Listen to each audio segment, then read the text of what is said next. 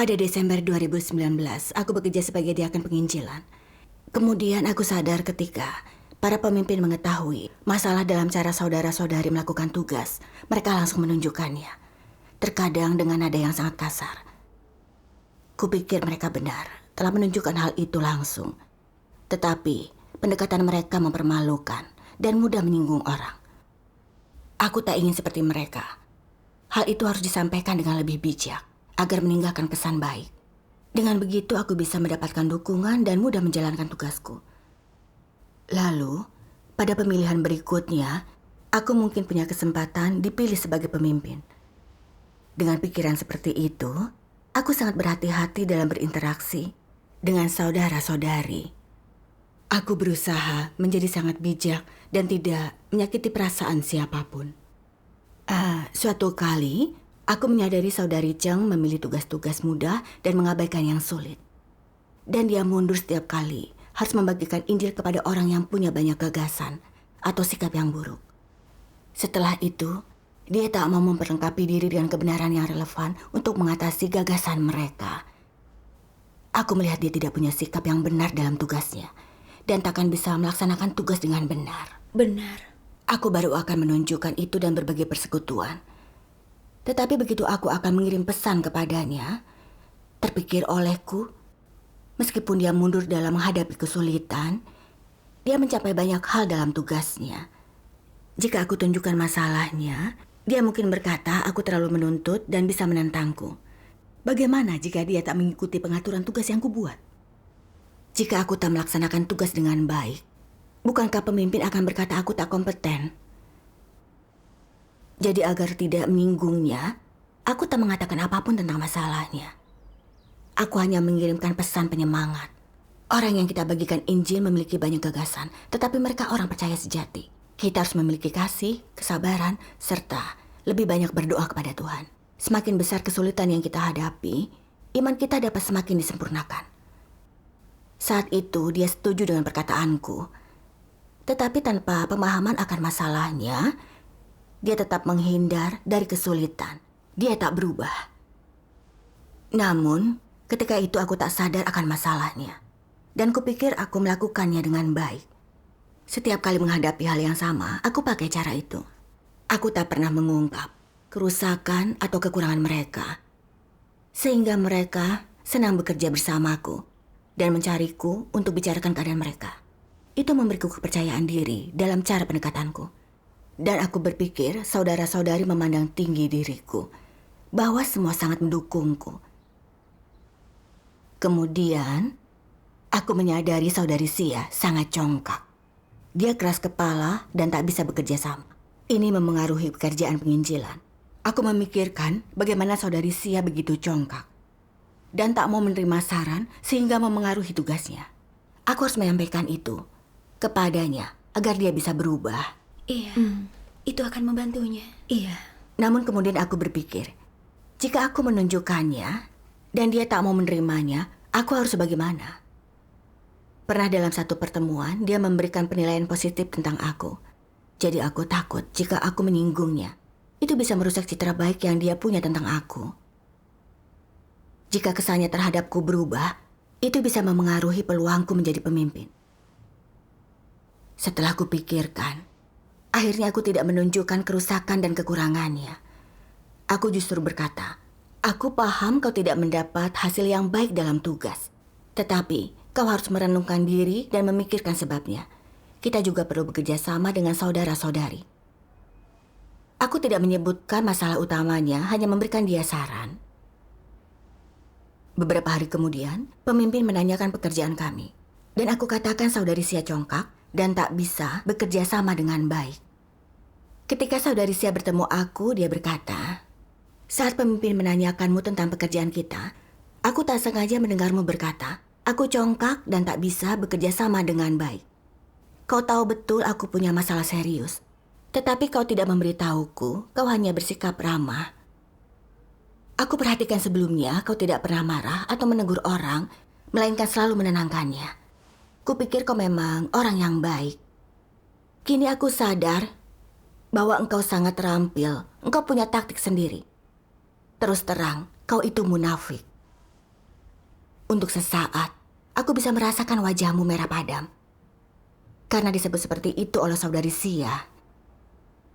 Kata-kata munafik dan taktik seakan-akan terpatri dalam otakku. Aku benar-benar kesal dan menghadap Tuhan dalam doa. Meminta Dia membimbingku untuk memahami watak rusakku sendiri. Esok harinya aku menonton video pembacaan firman Tuhan dalam perenunganku.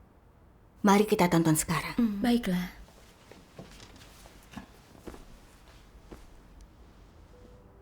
Tuhan Yang Maha Kuasa berkata, kecurangan seringkali jelas terlihat dari luar. Ketika seseorang dikatakan sangat licik dan lihai dengan kata-kata, itu adalah kecurangan. Dan apakah ciri utama dari kejahatan?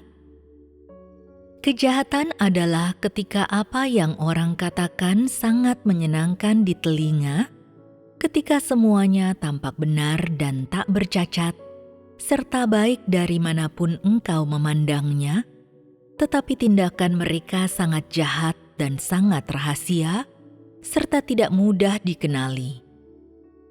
Untuk mencapai tujuan rahasia mereka seringkali menggunakan beberapa perkataan yang baik dan ungkapan-ungkapan yang terdengar bagus, dan menggunakan doktrin, argumen, dan teknik tertentu yang sejalan dengan perasaan orang untuk menipu mereka. Mereka berpura-pura berbicara satu hal, tetapi sebenarnya memiliki maksud yang berbeda. Ini adalah kejahatan. Orang biasanya menganggapnya sebagai kecurangan. Mereka memiliki lebih sedikit pengetahuan akan kejahatan dan juga kurang menganalisisnya. Kejahatan sebenarnya lebih sulit untuk dikenali daripada kecurangan, karena itu lebih tersembunyi dan metode serta teknik yang digunakan lebih cerdik. Ketika seseorang memiliki watak yang curang dalam diri mereka, biasanya hanya dibutuhkan 2 atau 3 hari sebelum orang lain dapat melihat bahwa mereka curang, atau bahwa tindakan mereka dan jenis perkataan yang mereka ucapkan menyingkapkan watak yang curang. Namun, ketika seseorang dikatakan jahat, ini bukanlah sesuatu yang dapat diketahui dalam 1 atau 2 hari. Karena jika tidak ada sesuatu yang signifikan atau spesifik yang terjadi dalam jangka pendek, mendengarkan perkataan mereka saja, engkau akan mengalami kesulitan mengenali diri mereka yang sebenarnya. Mereka mengatakan hal yang benar, melakukan hal yang benar, dan dapat mengucapkan doktrin demi doktrin dengan panjang lebar. Setelah 2 atau 3 hari bersama orang semacam itu, engkau menganggap mereka orang yang baik, yang mampu menyerahkan segalanya dan mengorbankan diri mereka, yang memahami hal-hal rohani, yang memiliki hati yang mengasihi Tuhan, yang bertindak dengan hati nurani dan akal. Namun, kemudian engkau mulai mempercayakan mereka dengan tugas, dan engkau segera menyadari bahwa mereka tidak jujur, bahwa mereka bahkan lebih berbahaya daripada orang yang curang, bahwa mereka adalah orang yang jahat.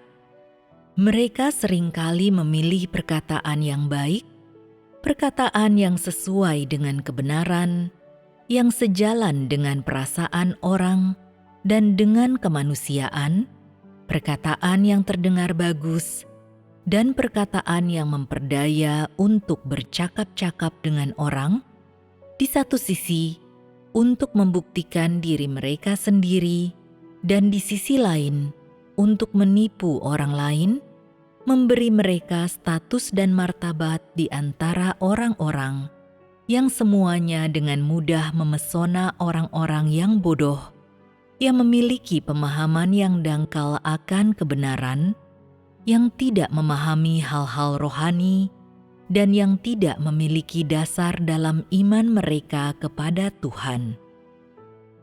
Inilah yang dilakukan orang yang memiliki watak yang jahat. Amin. Membandingkan perilakuku dengan firman Tuhan, aku sadar watak jahatku lah yang mendorong tindakanku. Ketika aku melihat masalah dalam tugas saudara-saudari yang memengaruhi pekerjaan mereka, aku tak mau mengungkap atau menunjukkan masalah mereka sehingga mereka berkata, aku orang yang baik serta memujiku. Dengan jelas, aku melihat saudari Cheng tak memiliki sikap yang benar dalam tugasnya. Dia hanya mengerjakan hal yang mudah. Aku juga melihat saudari Sia congkak, dan itu berpengaruh negatif pada pekerjaan penginjilan. Seharusnya aku sampaikan hal ini untuk membantu mereka.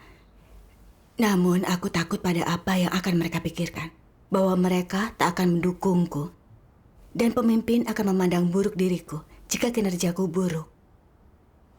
Jadi, aku hanya mengatakan hal-hal baik dan tidak jujur untuk menyemangati mereka. Dengan begini, aku bisa melindungi hubungan kami dan menjaga citraku, serta mereka akan terus menyukai pekerjaanku sambil menyelam minum air.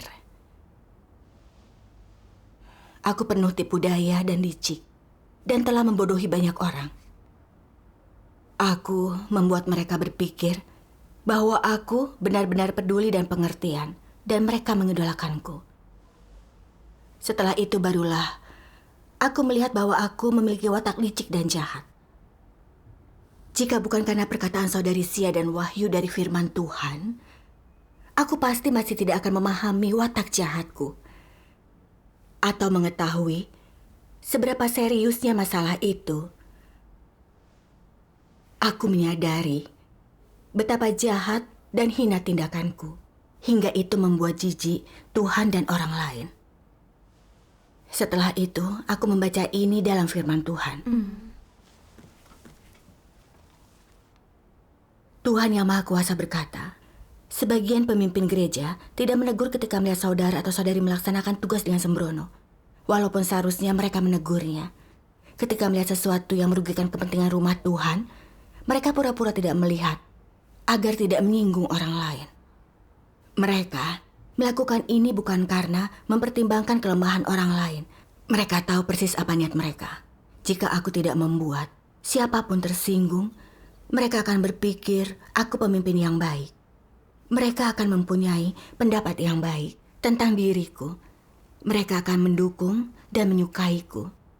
Sebesar apapun kerugian terhadap kepentingan rumah Tuhan, dan sebesar apapun umat pilihan Tuhan dihambat dalam jalan masuk kehidupan mereka, atau sebesar apapun kehidupan bergereja mereka terganggu, orang semacam itu gigih dalam falsafah iblis untuk tidak membuat orang tersinggung. Tidak ada keinginan untuk menegur diri sendiri. Paling-paling, mereka hanya menyinggung masalah tertentu dan kemudian selesai. Mereka tak mempersekutukan kebenaran dan tak menunjukkan esensi dari masalah orang lain. Mereka tidak membedah keadaan orang-orang, juga tidak menuntun mereka ke dalam kenyataan kebenaran. Dan mereka tidak pernah menyampaikan kehendak Tuhan, atau kesalahan yang sering dilakukan, atau jenis-jenis watak rusak yang orang singkapkan. Mereka tidak menyelesaikan masalah-masalah nyata ini. Sebaliknya, mereka memanjakan kelemahan, kenegatifan, dan kecerobohan orang lain. Mereka selalu membiarkan perilaku orang-orang ini berlanjut, tanpa memberi label yang benar. Dan justru karena mereka berbuat demikian, banyak orang mulai berpikir, pemimpin kita itu seperti ibu bagi kita. Mereka lebih pengertian terhadap kelemahan-kelemahan kita dibanding Tuhan. Tingkat pertumbuhan kita mungkin terlalu rendah untuk mencapai tuntutan Tuhan, tetapi cukup untuk memenuhi tuntutan pemimpin kita. Mereka pemimpin yang baik.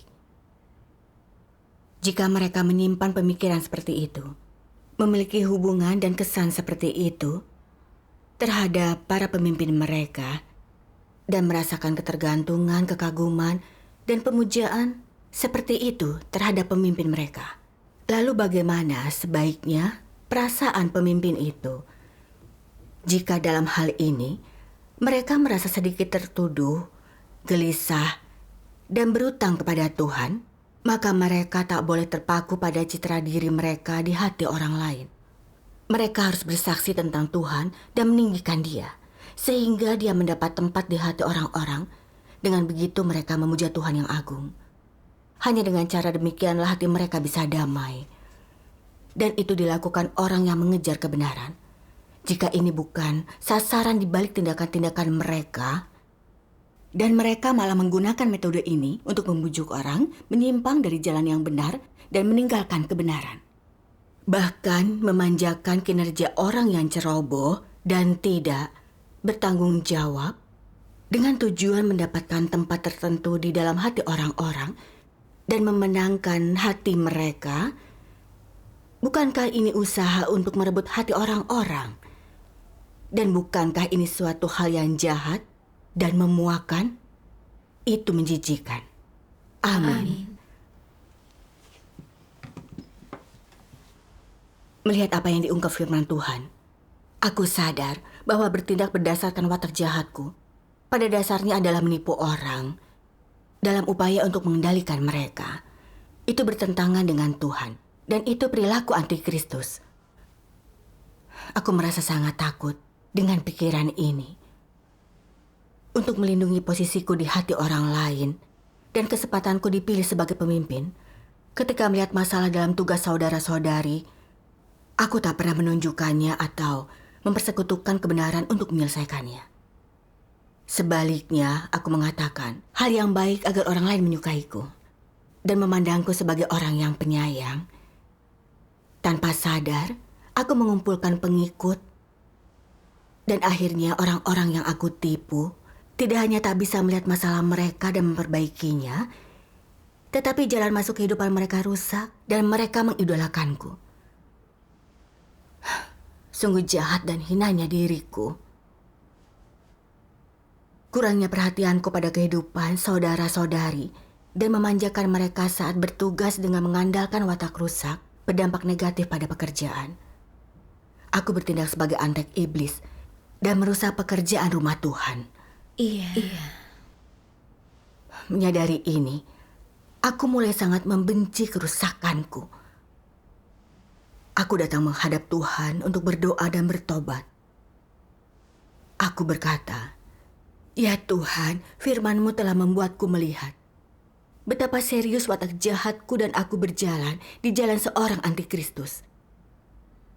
Aku ingin bertobat dan meninggalkan motif pribadiku dan berhenti bertindak berdasarkan watak jahatku." Amin. Setelah berdoa, aku terpikir akan firman Tuhan ini. Tuhan Yahweh memerintahkan manusia, "Demikian dari semua pohon di taman ini engkau boleh makan dengan bebas. Tetapi dari pohon pengetahuan yang baik dan jahat, engkau tidak boleh memakannya. Karena pada hari engkau memakannya, engkau pasti mati." Dalam firman singkat yang dia ucapkan ini, dapatkah engkau melihat sesuatu dari watak Tuhan? Apakah firman Tuhan ini benar? Apakah ada penipuan? Apakah ada kebohongan? Apakah ada intimidasi? Tidak. Tuhan secara jujur, benar dan tulus memberitahukan kepada manusia apa yang boleh dia makan dan apa yang tidak boleh dia makan. Tuhan berfirman dengan jelas dan lugas. Apakah ada makna tersembunyi dalam firman ini? Bukankah firman ini lugas? Apakah kita perlu menduga-duga? Tidak. Tidak perlu menebak, maknanya sangat jelas. Setelah membacanya, orang merasa sepenuhnya jelas tentang maknanya. Artinya, apa yang Tuhan ingin katakan dan apa yang dia ingin ungkapkan berasal dari hatinya. Segala sesuatu yang Tuhan ungkapkan bersih, lugas, dan jelas. Tidak ada motif terselubung ataupun makna tersembunyi apapun. Dia berbicara langsung kepada manusia, memberitahukan kepadanya apa yang boleh dia makan dan apa yang tidak boleh. Amin. Aku membaca ini dan merasakan betapa tulusnya Tuhan terhadap kita. Ketika Tuhan memerintahkan Adam, dia menunjukkan dengan jelas apa yang boleh dan tidak boleh dimakan. Sehingga manusia tahu harus berbuat apa. Tidak ada yang membingungkan atau menyesatkan dalam firman Tuhan, dan tidak ada kelicikan atau tipu daya. Benar, benar. Tuhan menginginkan yang terbaik bagi manusia. Dia benar-benar memikirkan kita. Dia berbicara dengan sangat jujur kepada manusia. Esensi Tuhan itu tulus, kudus, murah hati, dan indah. Dia pantas mendapatkan kekaguman kita. Iya. Sedangkan aku tidak tulus kepada saudara-saudari. Semua yang kukatakan dan lakukan ternoda dengan motif pribadiku. Aku penuh kebohongan. Aku hanya menipu dan memanfaatkan orang. Dan pada akhirnya merugikan mereka.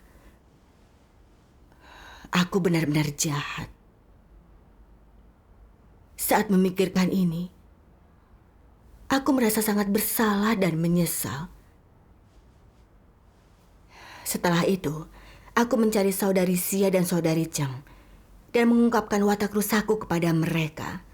Aku juga mengatakan masalah yang kulihat dalam tugas mereka. Mereka sama sekali tidak memandang buruk diriku, melainkan berkata itu membantu mereka menganggap serius hal tersebut. Jika tidak, mereka tidak akan sadar betapa serius masalah mereka. Mereka juga memintaku memberitahu mereka lagi jika melihat ada masalah. Setelah itu, aku melihat perubahan pada diri mereka dan mereka menjalankan tugas dengan lebih baik. Itu membuatku benar-benar bahagia. Syukur kepada Tuhan. Syukur kepada Tuhan. Dalam saat teduhku setelah itu, aku berfokus pada mencari solusi untuk watak rusakku dalam firman Tuhan. Aku menonton video pembacaan firman Tuhan yang aku ingin kita tonton sekarang. Bagus.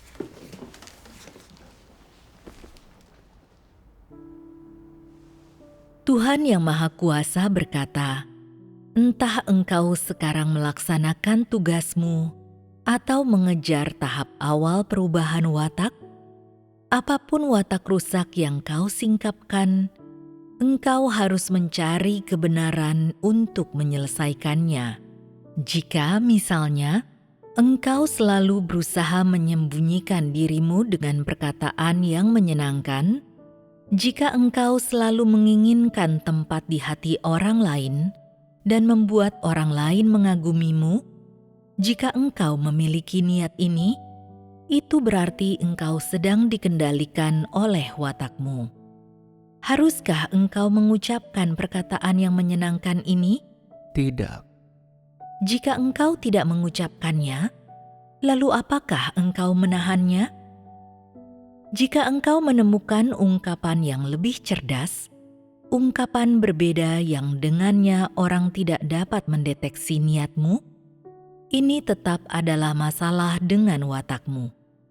Watak apa? Watak yang jahat. Apakah watak yang rusak mudah diselesaikan? Ini melibatkan natur esensi seseorang. Manusia memiliki esensi ini, akar ini, dan itu harus digali sedikit demi sedikit. Itu harus digali dari setiap keadaan, dari niat di balik setiap kata yang kau ucapkan. Itu harus dibedah dan dipahami dari perkataan yang kau ucapkan. Ketika kesadaran seperti itu menjadi semakin jelas dan rohmu semakin tajam, maka engkau dapat mencapai perubahan. Semua yang engkau lakukan, setiap tindakan, setiap niat, dan setiap reaksi harus dibawa ke hadapan Tuhan. Bahkan, kehidupan spiritualmu sehari-hari, doamu, kedekatanmu dengan Tuhan, caramu makan dan minum firman Tuhan, persekutuan dengan saudara-saudarimu, dan kehidupan bergerejamu, dan pelayananmu dalam kemitraan dapat dibawa ke hadapan Tuhan untuk diperiksa olehnya. Penerapan semacam inilah yang akan membantumu mencapai pertumbuhan dalam hidup. Proses menerima pemeriksaan Tuhan adalah proses penyucian.